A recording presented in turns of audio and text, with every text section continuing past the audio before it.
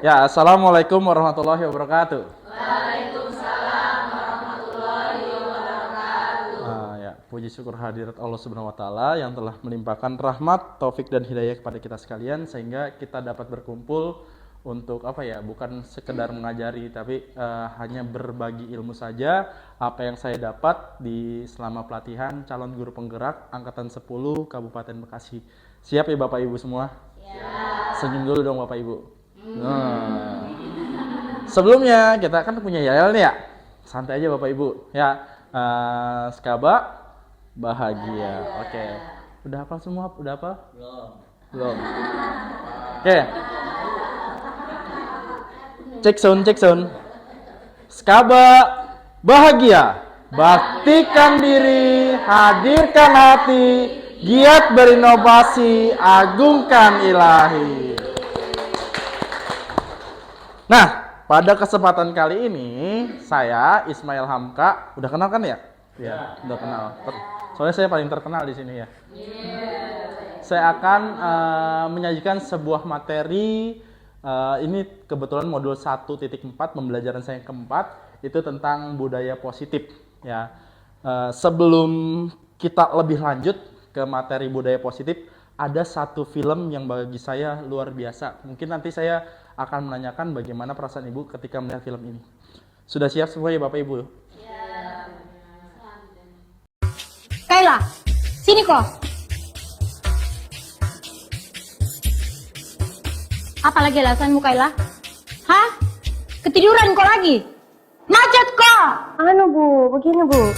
Mentong kau Kayla, biang kerok. Gara-gara kau, kita semua hampir tidak belajar. Mentong ini, hukum saya Bu. Sudah. Jangan lagi ada yang lempar. Kayla duduk kok. Tapi ingat kok besok, kalau kau masih terlambat begini, ibu tidak akan mulai pelajaran lagi.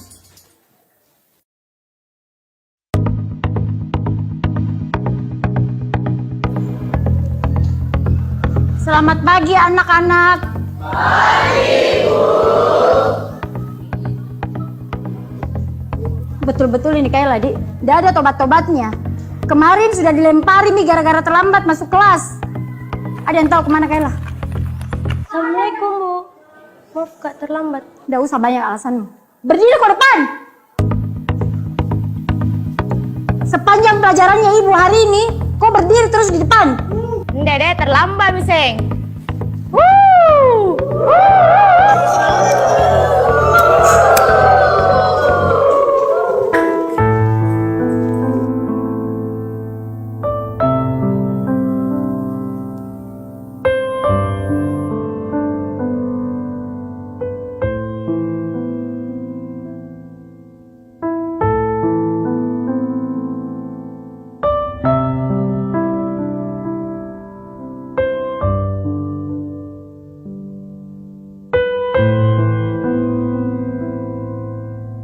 Sudah 1 jam lebih Mini Kayla tidak datang. Kira-kira ada yang tahu kemana Kayla? Mungkin hari ini tidak masuk Ibu, karena takut dikasih surat ke orang tuanya.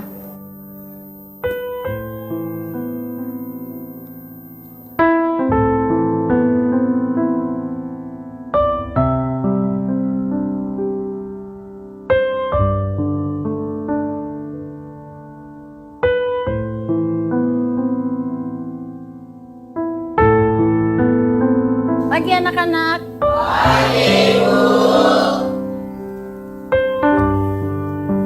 Masuk kok Kayla. Udah terlambat mau kok lagi. Kayla ke depan kok. Kenapa Bu? Berdiri kok di situ. Hari ini sih kan udah terlambat Bu, tapi nasib tetap dihukum. Kok enggak masuk kok kemarin? Sekarang jelaskan kok kepada kita semua di sini, kenapa kok selalu terlambat dan malah kemarin kok enggak masuk? Kayla, jelaskan kok. Bicara kok. Kayla. Maafkan Kak teman-teman, karena gara-gara saya, kalian semua tidak belajar. Hari pertama, saya terlambat. karena mamaku demam berdarah.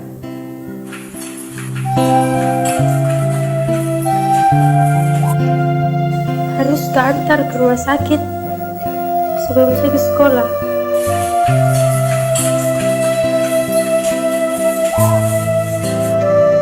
Hari kedua, saya terlambat ke sekolah karena harus ke rumah sakit. Suapin makan dulu mamaku, baru saya ke sekolah. Hari ketiga kemarin, saya tidak masuk sekolah.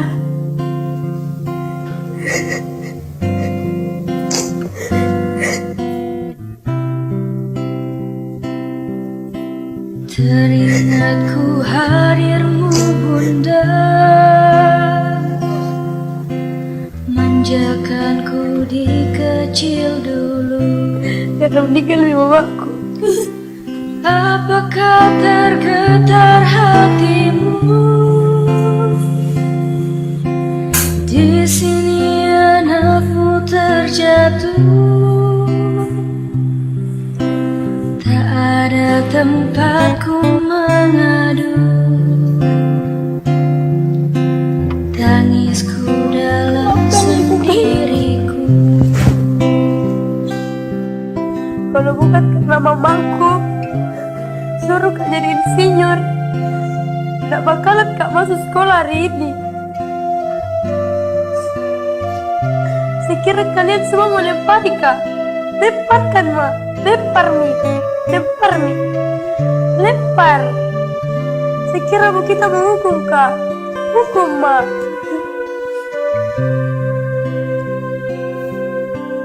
Apakah tergetar hatimu? Di sini anakmu terjatuh. Rinduku hadirmu oh bunda. Tidurkanku dalam pelukmu. Baik, Bapak Ibu semua, tadi sudah kita lihat film yang sangat-sangat mengharukan. Ya, lagi-lagi mohon maaf saya membuat nangis kedua kalinya Ibu Sri dan Ibu Hana. Ya, karena kemarin saya buat nangis karena saya berpuisi. Sekarang tentang apa ya, film tentang anak didik kita, supaya kita berefleksi apakah kita sudah menjadi pendidik yang terbaik. Ya, mungkin saya ingin memberikan pertanyaan pemantik dari video tersebut. Yang pertama, apakah semasa Bapak Ibu sekolah menemui guru kurang lebih seperti ini? Yang kedua, apakah cocok perlakuan seperti ini digunakan untuk anak-anak zaman sekarang? Mungkin Bapak Ibu ada yang mau berpendapat? Gak usah. Boleh. Nah, oke. Mungkin dari yang senior ya. Zaman dulu kayak gimana nih, Pak Imam? Ya. Kalau zaman saya dulu ya guru yang begitu ya banyak masih. Karena kalau dulu itu memberikan pengajaran kepada siswa itu juga kalau bila mana dia mengalami masalah seperti kesalahan gitu ya, langsung disanksi. Kalau zaman dulu model seperti itu. Terus kalau zaman sekarang ya seperti itu udah nggak cocok kayaknya. Iya, tidak cocok. Kenapa? Karena zaman sekarang anak-anak sudah berpikir lebih bagus, kemudian media juga sudah lebih banyak yang mempertontonkan hal-hal yang lebih arif, yang bijak gitu ya. Dan bagaimana cara mendidik anak mungkin secara psikologi sekarang udah lebih baik lagi. Demikian. Oke. Mungkin Bapak ada ibunya? Satu mungkin yang mau berpendapat? Ada nggak ini? Oke, Ibu Ferry, sebentar. Terima kasih sebelumnya Pak. Maaf sebenarnya bukan pendapat ya, tapi ini cerita saya pribadi. Saya pernah melakukan hal itu. Waktu itu saya pernah menjadi guru piket. Ada anak satu cowok selalu terlambat. Baru sampai gerbang sekolah 7:30, kamu langsung masuk gitu kan. Setiap hari Pak, itu ada seminggu. Sampai akhirnya di hari terakhir itu saya sampai tanya, di minggu selanjutnya pas saya piket lagi, kenapa kamu selalu terlambat? sebenarnya ibu saya sakit. Jadi saya harus masak dulu buat adik saya yang SD. Saya nyiapin semua perlengkapan ibu saya, baru saya bisa berangkat sekolah, Bu. Saya harus nganter adik saya dulu ke sekolah, nyiapin semuanya, baru saya bisa sekolah. Makanya maaf saya terlambat. Di situ saya, ya Allah, kenapa saya nggak konfirmasi dulu? Kenapa dia terlambat setiap hari? Setiap saya pick up tuh dia selalu terlambat. Ternyata memang ibunya sakit dan dia sudah tidak memiliki bapak. Jadi dia anak pertama, adiknya tuh SD. Jadi dia harus menyelesaikan urusan rumah dulu, masak dulu, nyiapin ibunya dulu, nanti minumnya ibunya dulu, nyiapin sarapan adiknya, baru dia bisa berangkat. Dan waktu itu saya sempat negor, kenapa sepatu kamu putih? Sepatu saya jebol, Ibu. Saya belum bisa beli lagi. Kalau ingat itu tuh saya nyesel banget, Pak. Jadi kadang kita sebagai guru itu kadang masih egois, merasa sok pintar, sok tua, ingin didengarkan, tapi tidak mau mendengarkan anak. Mungkin itu kesalahan kita ya. Maka sekarang lebih ke kalau ada anak tuh kita misal telat, baiknya memang konfirmasi dulu, kenapa kamu terlambat, kenapa kamu sering tidak masuk. Dan kejadian itu memang akan sering kita temui di kelas-kelas itu, Pak. Terima kasih. Mungkin itu aja, Bapak. Maaf.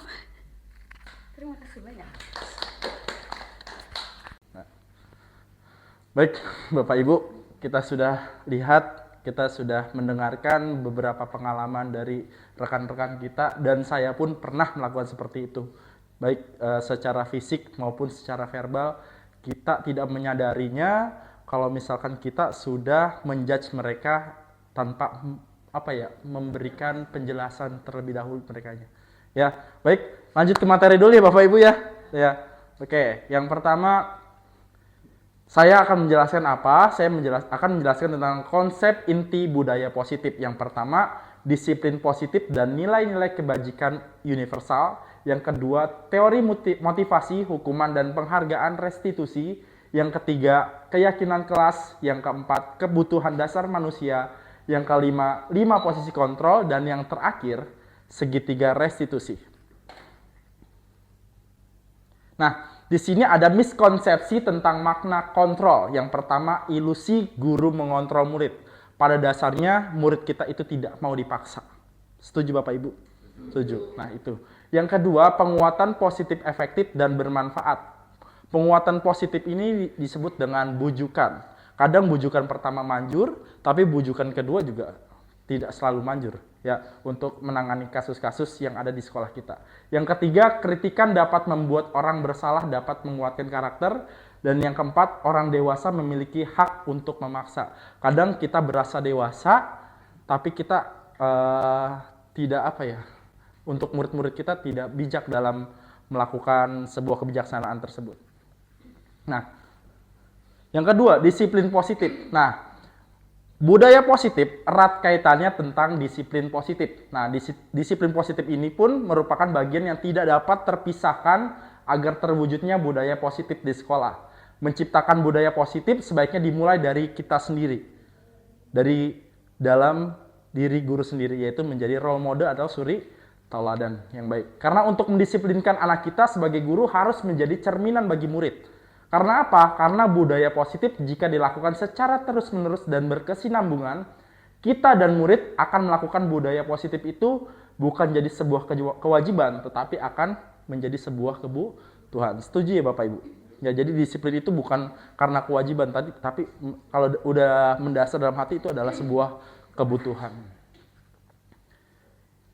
Nah, di sini ada kutipan menarik tentang pemikiran KHD, di mana ada kemerdekaan. Ya, karena kita sudah konsepnya merdeka belajar, di mana ada kemerdekaan, disitulah harus ada disiplin yang kuat. Sungguh pun disiplin itu bersifat self-disiplin. Artinya apa? Yaitu kita sendiri. Dari mulai kita sendiri yang mewajibkan kita dengan sekeras-kerasnya. Jadi dari dalam diri kita sendiri sebelum kita mendisiplinkan anak murid kita. Nah, yang kedua, nilai-nilai kebajikan. Nilai kebajikan adalah sifat-sifat positif manusia yang merupakan tujuan mulia yang ingin dicapai setiap individu. Nah, di sini di Merdeka Belajar erat kaitannya tentang profil pelajar Pancasila. Kita sudah gampang meningkatkan kebajikan apa sudah tercantum semua di profil pelajar Pancasila. Ada, ingat Bu, apa yang pertama?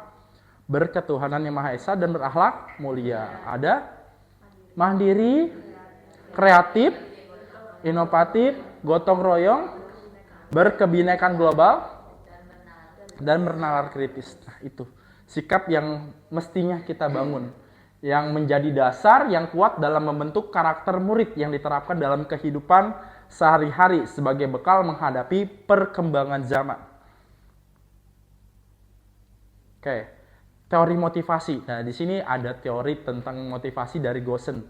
Ada 3 motivasi, bukan untuk murid kita juga ya. Ada buat kita juga. Jadi motivasi kita itu apa sih dalam hidup kita? Yang pertama itu untuk menghindari ketidaknyamanan atau hukuman. Kita berbuat disiplin bukan karena ingin dipuji atau apa, tapi kita hanya ingin menghindari hukuman, betul? Betul ya. Terus yang kedua, untuk mendapatkan imbalan atau penghargaan diri orang lain, betul? Jadi kita baik, kita sopan santun, kita mempunyai sikap-sikap yang positif lainnya, itu karena ingin mendapatkan penghargaan, betul? Nah, yang ketiga, untuk menjadi yang mereka inginkan dan menghargai diri sendiri dengan nilai-nilai yang mereka percaya. Kira-kira dari pernyataan 1, 2, dan 3, kira-kira motivasi mana yang paling berkesan bagi murid-murid kita?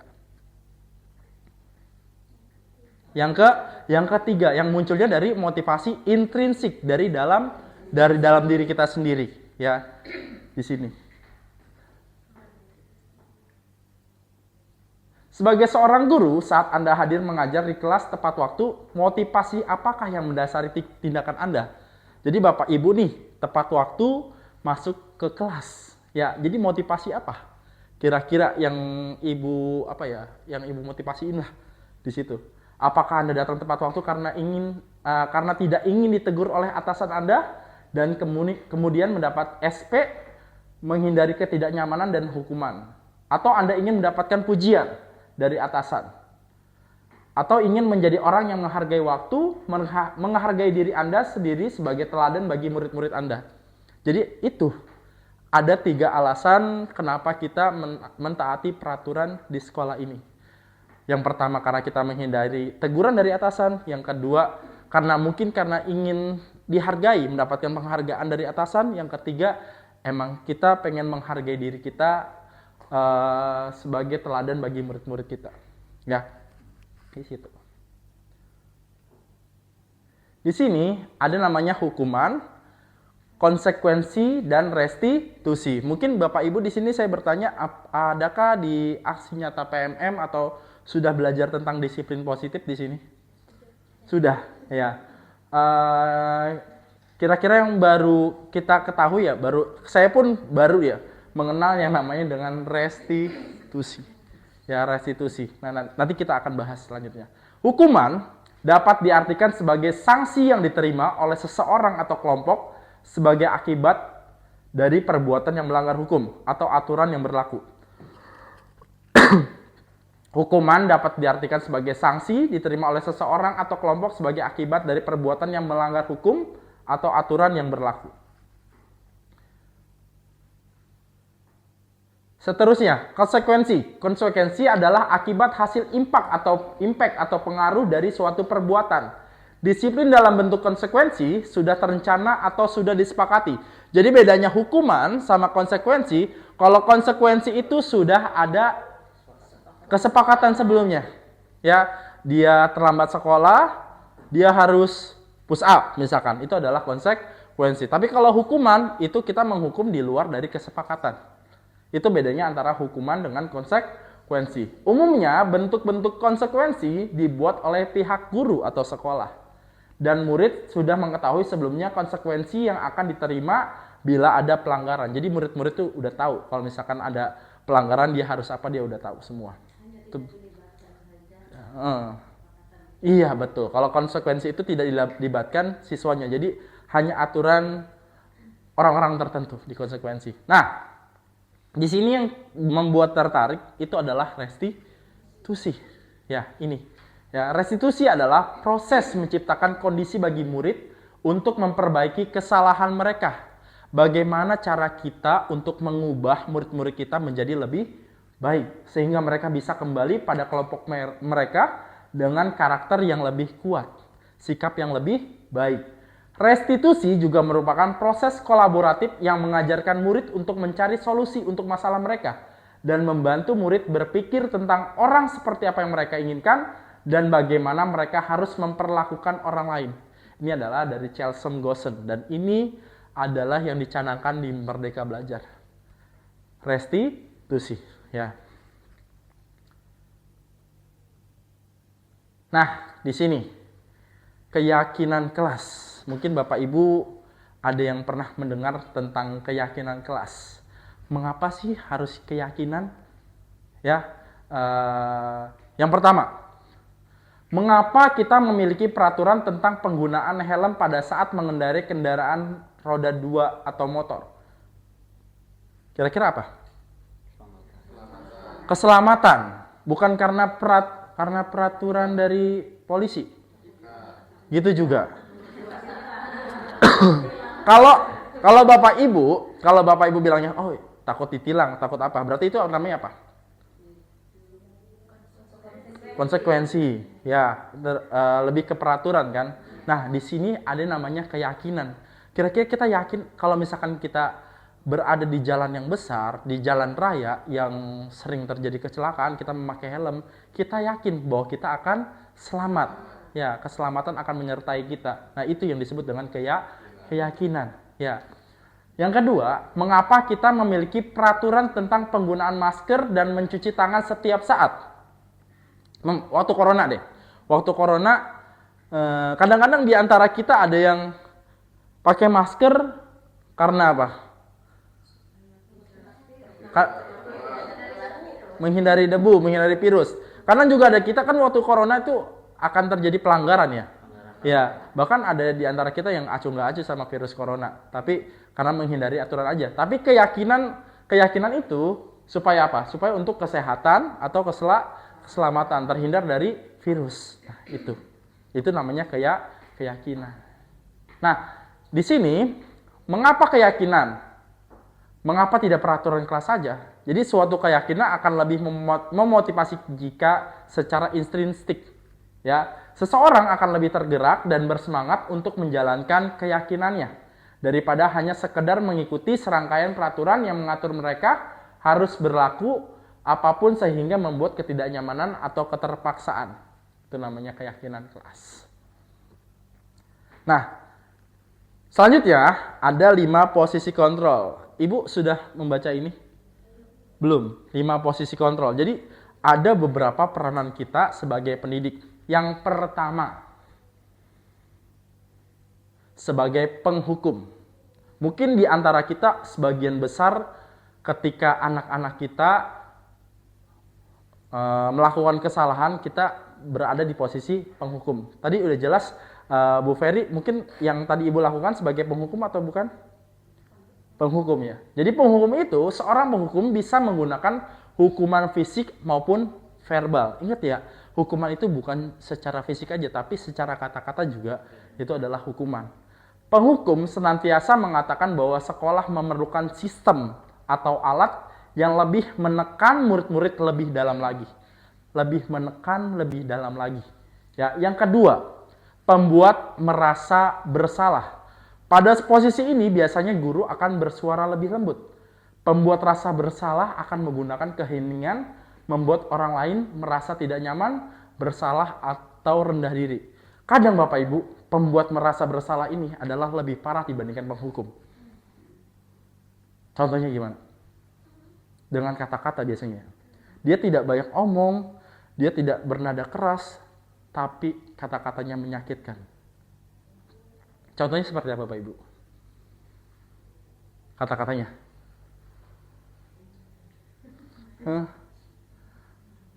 Kamu sudah melanggar aturan.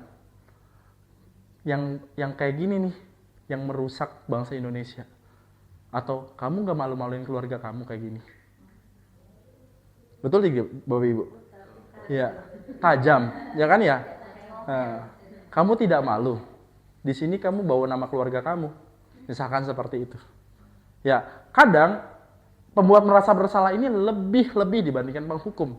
Karena apa? Dia ditahan pada suatu saat dia meledak akan lebih parah dibandingkan penghukum. Akibatnya. Ya, psikisnya yang dikenakan. Ya. Yang ketiga, posisi sebagai teman. Guru pada posisi ini tidak akan menyakiti murid, namun akan tetap berupaya mengontrol murid melalui persuasi. Hal negatif, jadi posisi teman jangan dianggap ini adalah positif juga.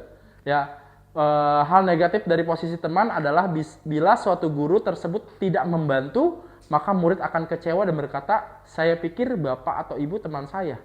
Murid merasa dikecewakan dan tidak mau lagi berusaha. Hal negatifnya seperti itu. Atau mungkin saya berteman dengan ini, kira-kira terus yang guru-guru lain, dia mah akrabnya sama itu. Ya, Bapak Ibu, terus yang keempat, pemantau. Jadi pemantau bertanggung jawab atas perilaku orang-orang yang kita awasi. Posisi pemantau berdasarkan pada peraturan-peraturan dan konsekuensi. Jadi ini yang menegakkan konsekuensi, dia bukan menghukum. Tapi ketika dia seperti itu, kalau misalkan ada aturan tidak memakai dasi, terus dia dijemur, itu disebutnya pemantau, karena sudah ada peraturan di sekolah. Ya, kalaupun dia ada peraturannya. Dengan menggunakan sanksi atau konsekuensi, kita dapat memisahkan hubungan pribadi kita dengan murid. Sebagai seorang yang menjalankan posisi pemantau, seorang pemantau sangat mengandalkan perhitungan, catatan, data yang dapat digunakan sebagai bukti atas perilaku seseorang. Bapak Ibu pernah nggak mendengar suatu sekolah, kalau kita kayaknya belum menerapkan, ada sistem poin. Sistem poin, kalau dia terlambat sekolah berapa poinnya, ini poinnya, itu lebih ke pemantau, bukan penghukum. Nah, yang terakhir itu sifatnya sebagai manajer. Posisi di mana guru berbuat sesuatu bersama dengan murid. Mempersilahkan murid mempertanggungjawabkan perilakunya, mendukung murid agar dapat menemukan solusi atas permasalahannya sendiri. Seorang manajer telah memiliki keterampilan di posisi teman maupun pemantau. Pada posisi manajer, maka suara guru sebaiknya tulus. Tidak perlu marah, tidak perlu meninggikan suara, apalagi menunjuk-nunjuk jari ke murid. Berkacak pinggang atau bersikap seolah-olah menyesal, tampak sedih sekali akan perbuatan murid, ataupun bersenda gurau menempatkan diri sebagai teman murid. Jadi kira-kira dari 5 posisi ini lebih bagus yang mana? Yang kelima. Jujur Bapak Ibu, pengalaman saya, mungkin Bapak Ibu pernah melihat sedikit pengalaman saya pernah menghukum seseorang murid saya di 4 tahun yang lalu dengan fisik, ya kan? Dengan fisik, ya gitu. Sehingga dari situ saya lebih menekankan ke anak-anak. Bapak Ibu mungkin tahu karena saya kayaknya friendly banget sama teman. Ternyata setelah masuk calon guru penggerak, ternyata ada posisi yang lebih baik dibandingkan teman, yaitu adalah manajer. Jadi kadang-kadang kita harus jadi teman dan kadang-kadang kita juga harus jadi pemantau. Nah, ini posisi yang sebaiknya kita lakukan selama ini.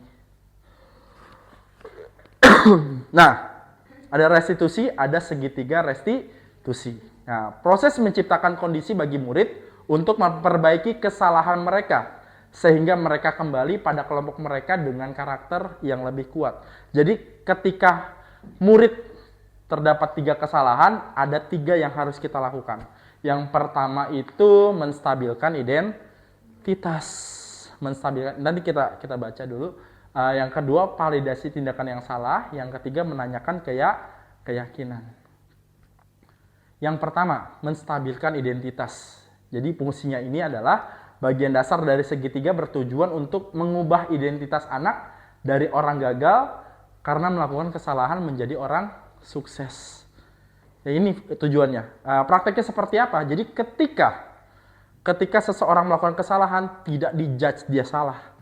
Tapi ditanya dulu, nak, apa kabar kamu? Ya, maksudnya gimana ya?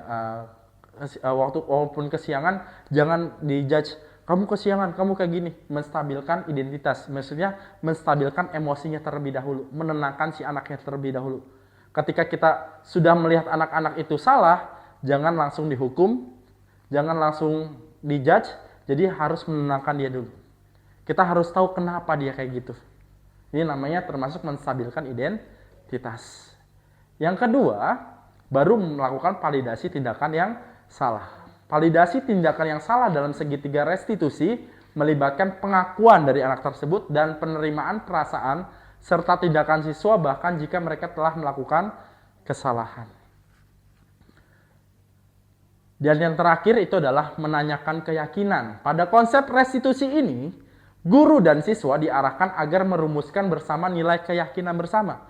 Jadi sebelumnya di kelas kita tuh ada proses pembuatan keyakinan, dan nilai-nilai itulah yang akan dipegang bersama dan menjadi acuan dalam setiap tindakan. Nah, ini adalah segitiga restitusi. Ya, mungkin di sini ada prakteknya. Oh, belum. Nah, di sini kata-kata apa sih kira-kira yang sejenis untuk tiga proses ini? Yang pertama, menstabilkan identitas. Kita bisa menggunakan kata-kata, nah, setiap orang pasti mempunyai kesalahan. Jadi tugas kamu sekarang bagaimana memperbaiki kesalahan kamu. Itulah maksudnya menenangkan si anak. Yang kedua, kamu bukan satu-satunya yang pernah melakukan ini. Ya, mungkin ada lagi kata-kata kesalahan, berbuat salah itu adalah manusiawi, gitu kan. Jadi dengan kata-kata lembut terlebih dahulu. Ini merupakan kata-kata menstabilkan identitas. Yang kedua, validasi tindakan yang salah. Kita validasiin dengan apa? Kamu salah, enggak kayak gitu. Tapi dengan kata-kata lembut, kamu tentu punya alasan mengapa melakukan itu. Ya Bu. Yang kedua, adakah cara yang lebih efektif untuk mendapatkan apa yang kamu butuhkan? Misalkan dia ketahuan mencuri, ya dia tidak punya uang atau apa. Mungkin kita tanyakan, adakah cara-cara yang lebih efektif untuk mendapatkan apa yang kamu butuhkan? Ya. Terus yang ketiga, menanyakan keyakinan. Keyakinan kelas apa yang telah kita sepakati? Ya. Terus kamu ingin menjadi orang seperti apa? Itu merupakan keyakinan. Dan di sini saya punya praktik baik dengan murid saya. Sebentar ya Bapak Ibu. Kita gedein dulu.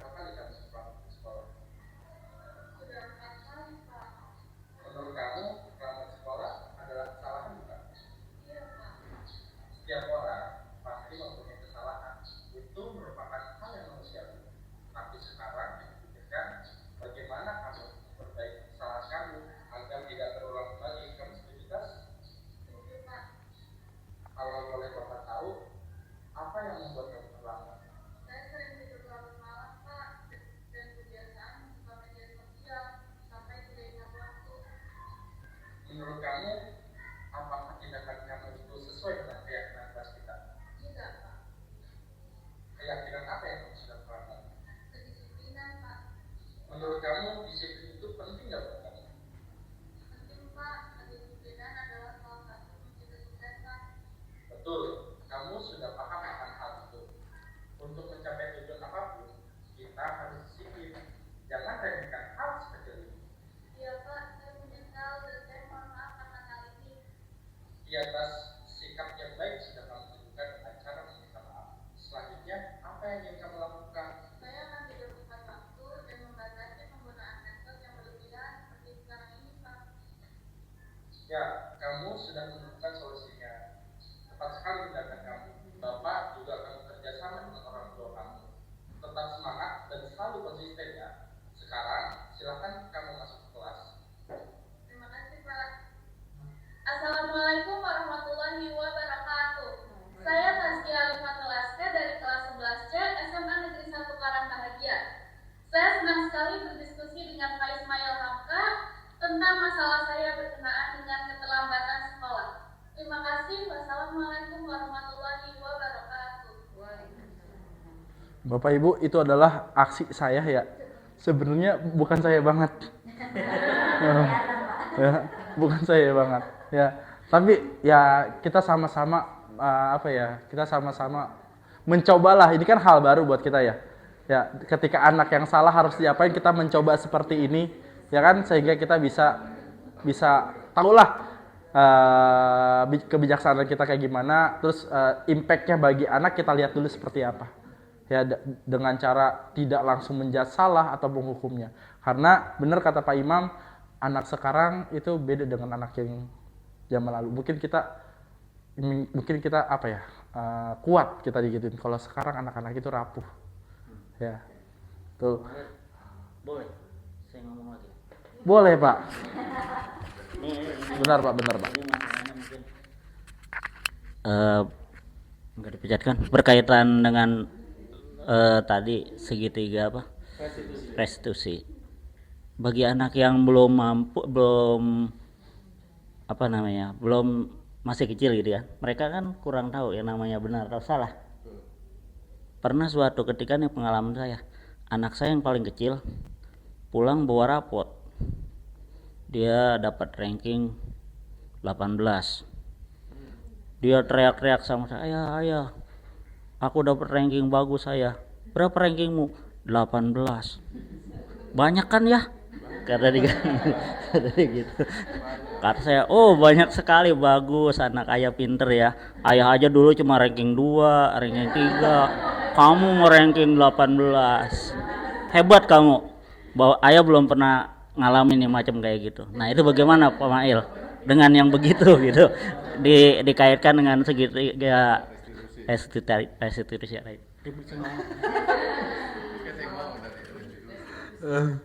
Baik Bapak Ibu, tadi Pak Imam mungkin penerapannya di anak-anak yang masih kecil ya. Karena emang kita pengajar SMA kayaknya lebih gampang, lebih mudah ya, lebih mudah untuk menerapkan segitiga restitusi. Ya, kira-kira pertama berarti kita urutkan dulu ya, menstabilkan apa?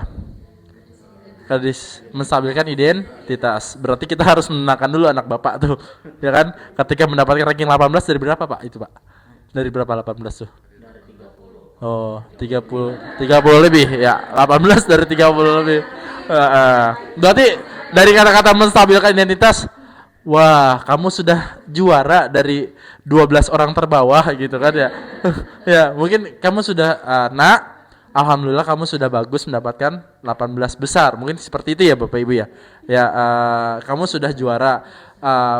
Lebih tingkatkan lagi nak gitu prestasinya. Mungkin seperti itu Bapak. Kalau saya sih mudah-mudahan saya juga bisa nih menerapkan segitiga restitusi kalau misalkan saya udah punya anak ya. Baru apa Pak? Segitiga restitusi. Saya pernah dengar Kiai Jainuddin MZ ketika mendidik anak ya, antara lain Jainuddin MZ pernah ngomong begitu. Karena ketika anak kita bersalah atau ketika anak kita di kelas itu dapat ranking banyak, dalam arti namanya 10, 20, ya kita nggak usah dimarahin, ya kita marah-marah gitu kan. Kenapa? Karena marah-marah kita itu justru bukan solusi. Nah, akhirnya ayah aja nggak pernah dapat ranking segitu, hebat kamu. Begitu Pak Mail. Jadi itu belum dapat saya dari segitiga restitusi tadi. Iya gitu Pak Mail ya.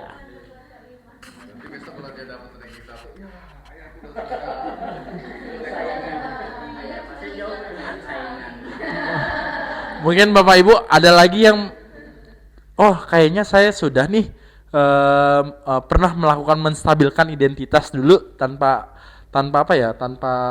memvalidasi yang salah dulu atau menjudge orang yang salah dulu. Kira-kira ada nggak Bu? Punya pengalaman lagi mungkin Bapak Ibu?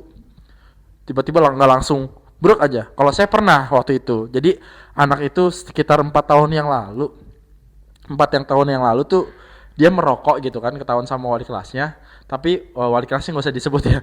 Wali kelasnya nggak usah disebut. Jadi dia tidak mengaku, padahal di situ ada video, mungkin videonya buram gitu kan ya, videonya buram, tidak mengaku sama wali kelas.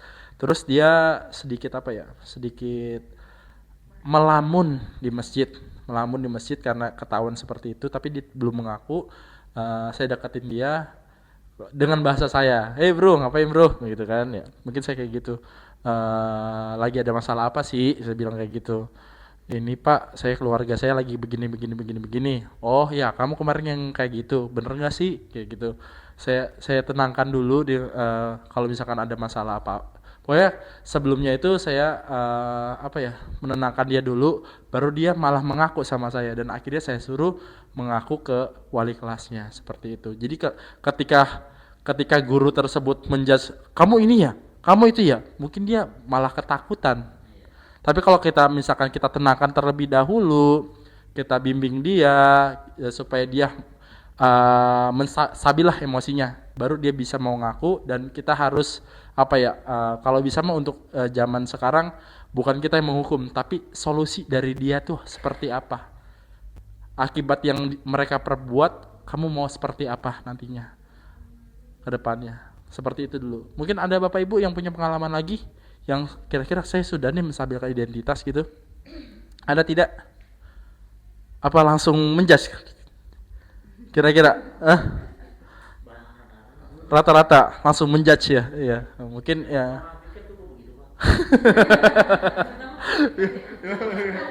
Rasa lagi.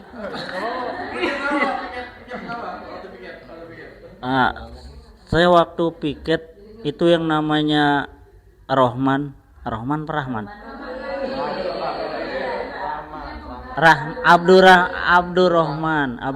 Nih anak ini kelima, anak Pamail.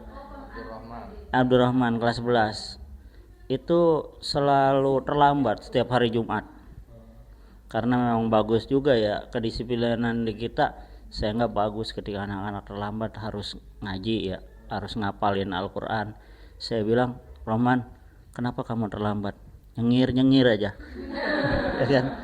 Akhirnya dia jawab, "Saya Pak kalau siang bantu orang tua saya." Kebetulan dia nggak punya orang tua, bantu keluarganya lah untuk ekonominya. Dia bantu di warung sembako kali Pak ya, warung sembako. Sehingga kadang-kadang dia itu kecapean Pak, pulang dari warung sembako dia ketiduran, jam 9 jam 10 dia bangun, dia ngayab. Kalau nggak ngayab dia lihat HP, medsos sampai jam 2. Akhirnya bangunnya kan kesiangan. Nah kemudian sampai saya selesai piket, ya selalu saya tegur Pak. Cuman ketika ditegur, diberikan sanksinya begitu, lama kelamaan kan saya bilang, yang tadi dilakukan itu udah saya lakukan, walaupun waktu itu saya belum belajar itu Pak.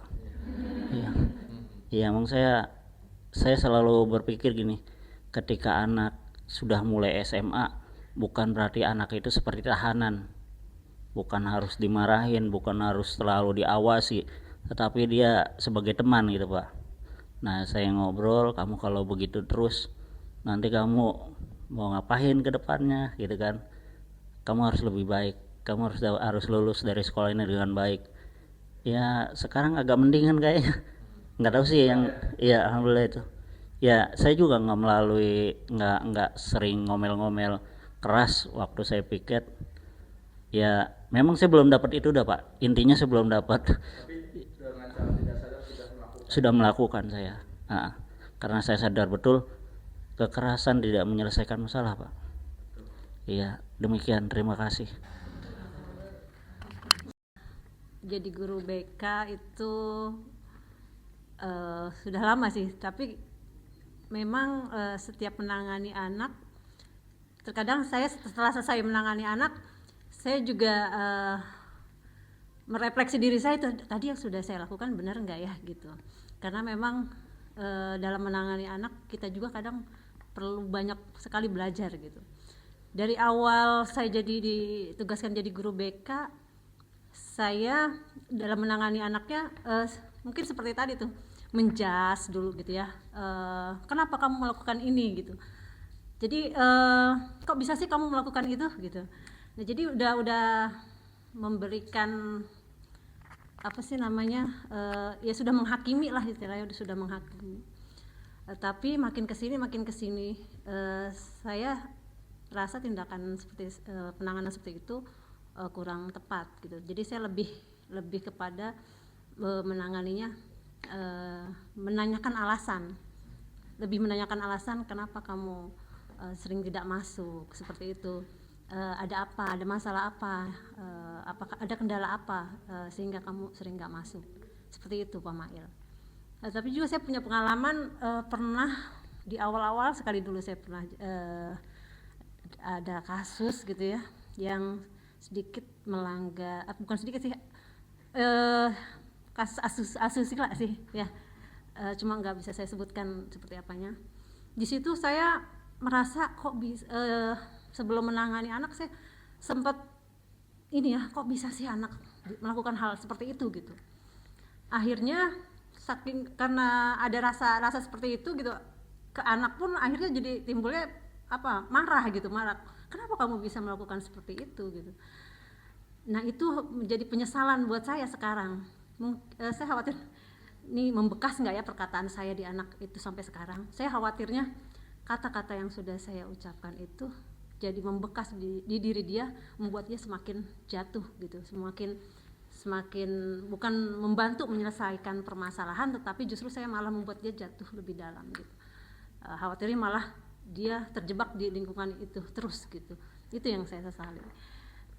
Maka dari itu mungkin kita sebagai guru memang perlu belajar dari pengalaman yang sudah kita lakukan gitu. Perlu kita introspeksi lagi, benar apa enggak gitu dalam menangani setiap permasalahan yang dihadapi anak. Dan intinya setelah didapat pemahaman dari Pak Mail tentang materi itu, saya juga jadi ingin lebih memperbaiki lagi dalam menangani setiap masalah yang dihadapi anak. Mungkin lebih pendekatannya tadi seperti itu. Kita jangan menghakimi, tetapi kita tanyakan dulu alasannya kenapa bisa hal itu mereka lakukan. Jadi pada dasarnya anak semua itu baik kan Pak Mail ya. Hanya kadang keadaan, lingkungan, bahkan dari lingkungan keluarga terutama yang membuat mereka melakukan hal-hal yang tidak seperlunya gitu. Kadang-kadang orang tua juga tidak, ada sebagian orang tua yang belum paham ilmu parentingnya itu seperti apa, menghadapi anak usia dini, usia remaja itu kadang-kadang orang tua belum siap begitu. Imbasnya ke anak kehilangan kehilangan tempat untuk mengadukan masalah gitu, sehingga akhirnya mereka melakukan hal-hal di luar yang semestinya begitu. Mungkin Pak Mail ya, terima kasih. Itu ketika menangani kasus bullying ya, ketika murid kita membuli temannya, yang kita salahkan siapa? Yang membuli. Kita salahkan terus atau gimana? Kita tidak tahu bagaimana dia bisa membuli. Ya, siapa tahu bener parentingnya. Apakah dia punya masalah keluarga? Kita harus tahu, jangan cuma menjudge, menghakimi, memberi sanksi, memberi hukuman orang yang membuli, tapi tanyakan terlebih dahulu kenapa dia bisa membuli. Ya, mungkin seperti itu ya. Itu pengalaman dari teman saya. Ya, mungkin sebelum saya tutup, mungkin ada pertanyaan 1 atau 2 gitu. Tadi yang Pak Mail katakan, orang yang membuli biasanya pernah dibully gitu ya. Iya. Nah, itu biasanya memang seperti itu. Anak yang dibully biasanya memang korban bullying gitu ya. Nah, itu berarti dalam menangani anak yang sering membuli itu berarti kita harus cross check dulu keadaan dia, latar belakang dia gitu ya. Kita harus banyak ngobrol juga dengan keluarganya, keadaan keluarganya seperti apa gitu. Baru setelah itu kita perbaiki dulu tadi itu proses apa yang kita menstabilkan identitas. Seperti itu tahapan yang benar ya. Ya, harusnya seperti itu. Mungkin Bapak Ibu baru tahu ada segitiga restitusi ya. Ya, jadi ada hukuman, ada konsekuensi, ada yang namanya segitiga restitusi. Mungkin selama ini kita sudah mungkin secara tidak sadar sudah melakukannya, tapi yang belum cobalah ya. Nah, ya. Mungkin ada pertanyaan satu saja ya Bapak Ibu. Ada mengenai keyakinan kelas ya. Jujur saya sering dengarnya itu kesepakatan kelas, Pak. Nah, yang ingin saya tanyakan itu apa bedanya mengenai kesepakatan kelas dengan keyakinan kelas? Terima kasih. Mengajar atau kita sebagai wali kelas ada namanya kontrak.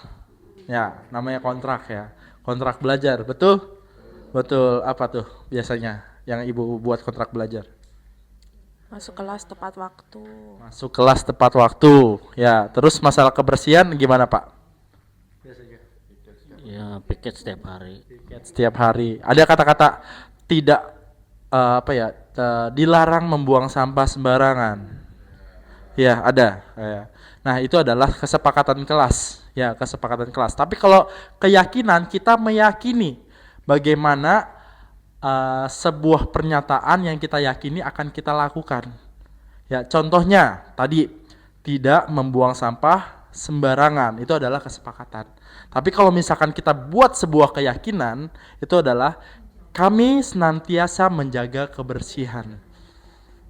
Itu ya, jadi kesepakatan itu mungkin lebih ke peraturan kali ya Bu ya. Tapi kalau keyakinan itu lebih ke diri kita yakin bahwa apa yang kita buat itu akan kita laksanakan. Ya, jangan ada kata-kata negatif. Ya, jangan ada kata-kata negatif. Mungkin Ibu Neni kemarin saya tadi sempat berdiskusi sama Bu Neni, dia mendapatkan sebuah ilmu. Ya baik, Pak Ismail, terima kasih. Jadi begini, secara tidak sengaja saya pernah lihat di medsos waktu itu, kalau nggak salah itu Dr. Aisyah Dahlan kalau nggak salah ya. Nah, dia itu ketika kita sebagai orang tua memiliki anak, kemudian tujuan kita itu adalah mengingatkan anak begitu. Misalnya nih, anak kita usia sekolah, ketika anak itu mau berangkat sekolah, kita pastinya mengingatkan anak yang macam-macam lah. Misalnya begini, pakai bahasa yang intinya kata itu jangan sampai terekam oleh si anak gitu. Kata-kata itu kata-kata negatif. Misalnya begini, nah nanti di sekolah jangan berantem ya gitu. Nah itu jangan sampai terucap dari kita, karena ucapan itu akan terekam oleh si anak. Jadi usahakan kalimat itu kita rubah. Nanti di sekolah baik-baik nak ya, nanti di sekolah rukun-rukun sama temen ya. Nah jadi itu kalimat positif yang akan nanti terekam oleh anak. Oh iya, saya harus rukun sama temen. Tapi kalau misalnya kita larangan jangan berantem, yang terekam sama si anak itu, saya akan berantem sama temen begitu. Ya mungkin itu aja Pak Ismail. Terima kasih. Ya, dari kata-katanya pun beda dengan kesepakatan dengan keyakinan. Nah, aplikasinya apa? Maksudnya saya sudah mengaplikasikannya kemarin. Pertama saya buat kesepakatan kelasnya terlebih dahulu, ya. Terus saya jadi anak-anak membuat semua kesepakatan aja terus, ya, dengan kata-kata tidak, dilarang atau segala macam. Terus yang kedua, kira-kira nilai kebajikan apa yang kita junjung? Apakah sopan santun, tanggung jawab, atau apalah gitu. Dan yang ketiga baru saya biar mereka sendiri yang buat kata-katanya itu menjadi sebuah kalimat yang positif. Baik Bapak Ibu, apakah sudah cukup? Ya, mungkin ada satu orang yang untuk merefleksikan pertemuan kita kali ini. Ada? Bapak Ibu perwakilan?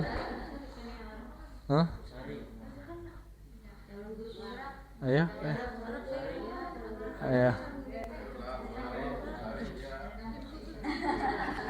Harus belajar ya.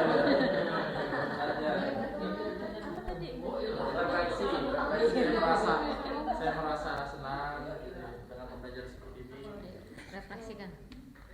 Assalamualaikum warahmatullahi wabarakatuh. Terima kasih atas kesempatannya Pak Mail. Untuk refleksi materi disiplin positif dari Pak Mail yang saya dapatkan, bahwa menjadi seorang guru itu harus memahami dulu karakter dari peserta didiknya.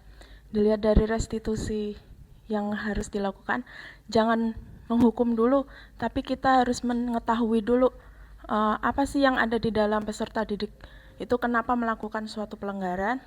Setelah itu baru kita membicarakannya bersama-sama untuk mendapatkan solusi yang terbaik dari permasalahan yang dimiliki oleh peserta didik tersebut. Sudah, terima kasih. Baik, terima kasih Bu Sari. Ada yang lain? Udah cukup? Cukup, ya udah. Terima kasih Bapak Ibu sudah berpartisipasi dengan diseminasi saya aksi nyata tentang budaya positif sekolah. Kurang lebihnya mohon maaf. Kita tutup dengan kata hamdalah. Wassalamualaikum warahmatullahi wabarakatuh.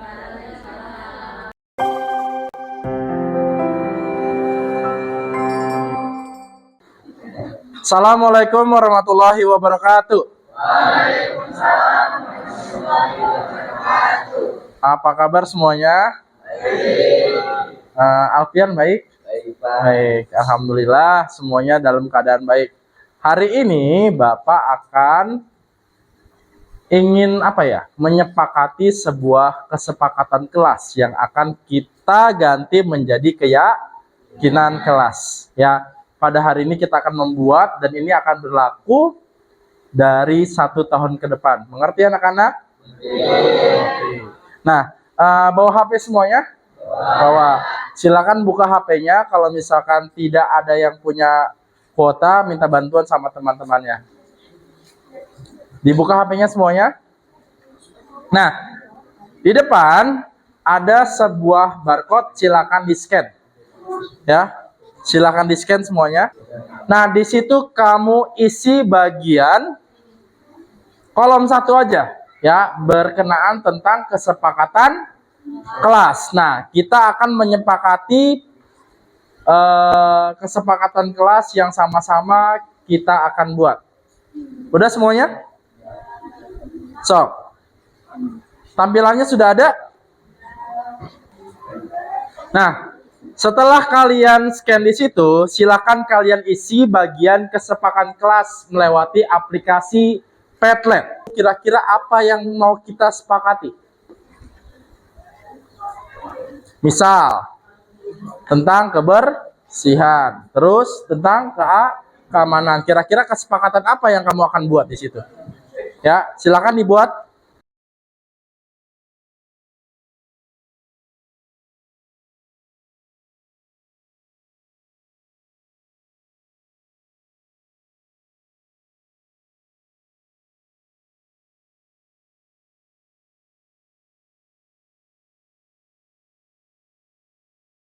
Dari situ kita akan membuat sebuah nilai-nilai kebajikan. Nilai kebajikan itu apa? Nilai-nilai luhur yang ada dari sikap profil pelajar Pancasila. Terutama itu ya, tapi kalau misalkan ada yang lain, kamu silakan ditulis. Misalkan nilai kebajikan apa? Sopan, santun. Terus apa lagi? Nilai kebajikan itu?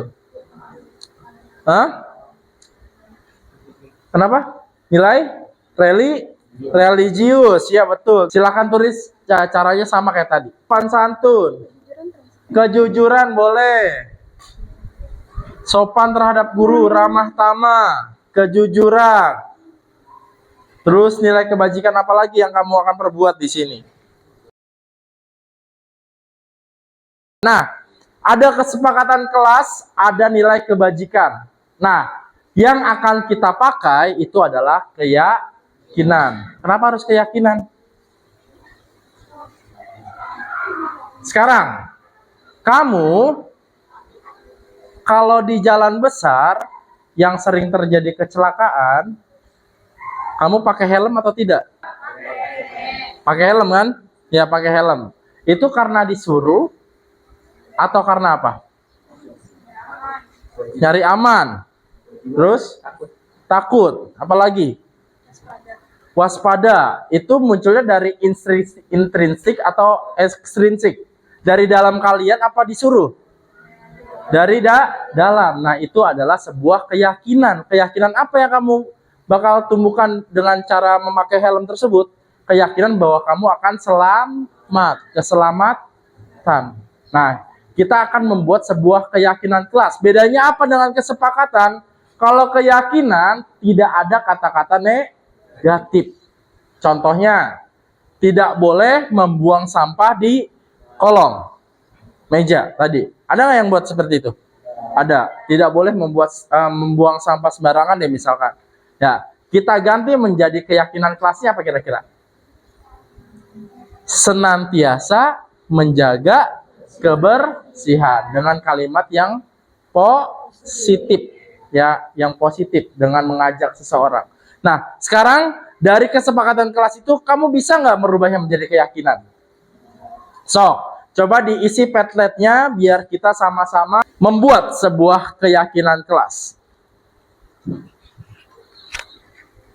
Ayo, dibuka Padletnya. Belajar yang giat. Belajar yang giat atau giat dalam belajar?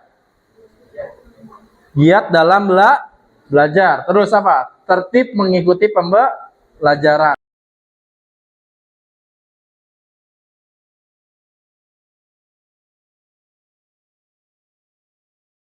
Keyakinan ini adalah hal yang diyakini oleh kita semua kalau misalkan kita akan melakukan hal-hal yang kita yakini ini di kelas kita.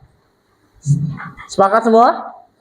Sepakat. Oke, tadi kita sudah buat tentang keyakinan kelas. Bapak harap kalian melakukan keyakinan kelas tersebut yang perlu diyakini dan sehingga pembelajaran kita menjadi efektif. Bapak minta beberapa dari perwakilan baris untuk menandatangani keyakinan kelas kita.